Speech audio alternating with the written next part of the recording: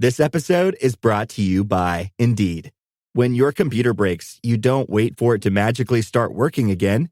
You fix the problem. So why wait to hire the people your company desperately needs? Use Indeed's sponsored jobs to hire top talent fast. And even better, you only pay for results. There's no need to wait. Speed up your hiring with a $75 sponsored job credit at Indeed.com/podcast. Terms and conditions apply. The Brutally Delicious Podcast. The Brutally Delicious Podcast. The Brutally Delicious Podcast. The Brutally Delicious Podcast. What's up, everybody? This is Dark Macek with Brutally Delicious, coming into the review of Judicator's brand new album, Concord. So for once, we've got some American power metal. Seriously, I thought it was going to be Sweden or Finland. No, this shit is from Salt Lake City. Thank you, countrymen. So they're a band I had not heard of. I was given the power metal label, so I thought, hey, why not? In the best way possible, the band did not sound like what I thought they would. They're still definitely at least power metal tinged, but it was not generic. What I was expecting was super high tenor vocals and double bass drumming on every song and songs about dragons. And we've got some of that, but there's just so much more.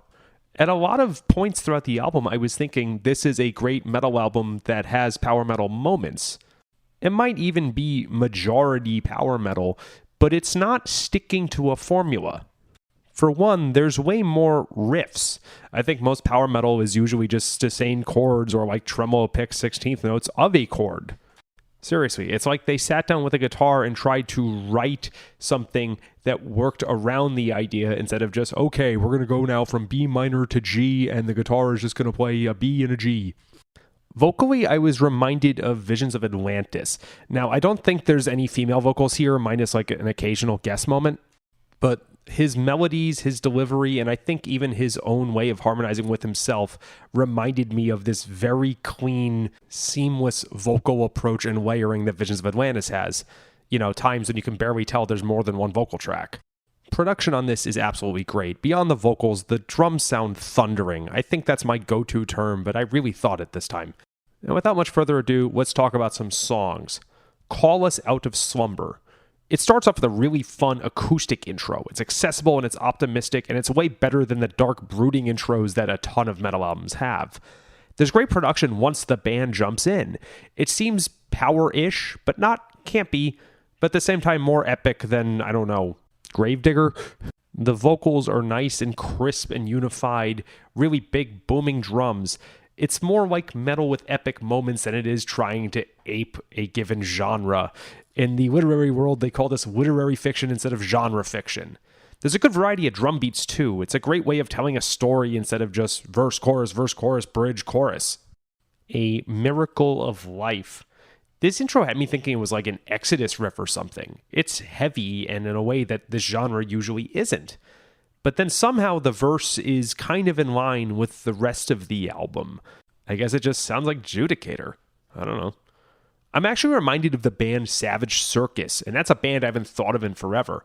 That's a great thing because that first album is killer. It's like everything modern Blind Guardian should be. Not surprising because it has Tom and Staunch. Weeping Willow.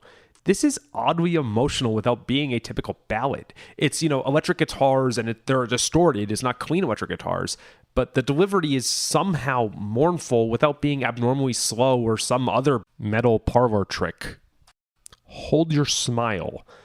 Beautiful, haunting song. It maybe starts off as a more typical ballad at first, but those vocals and the melodies carry it hard.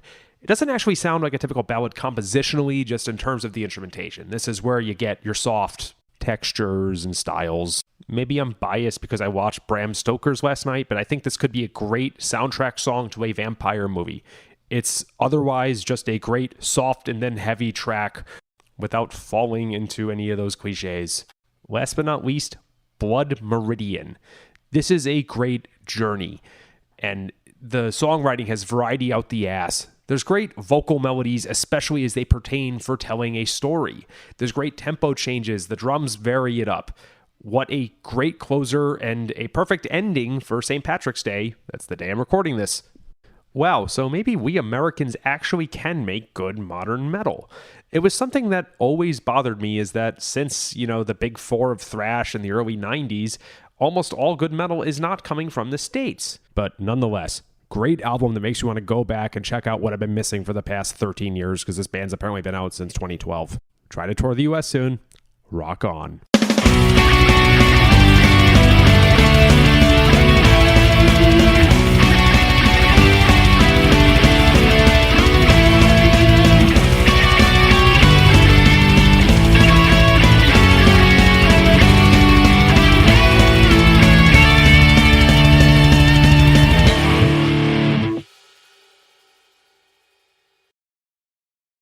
Hi, this is Chad Nicefield. And this is Justin Press. We're the host of Making Waves, the Shiprock podcast, a part of the Sound Talent Media Podcast Network. We're inviting you to sail away with us on an epic journey in musical enlightenment. Every week, we bring you only the best artists in rock music and discuss everything from the cruise, to the stage, to the saga of being a professional recording artist. We'll have lots of special guests along the way, so tune in every week. Your stateroom is available every Monday morning, so welcome aboard.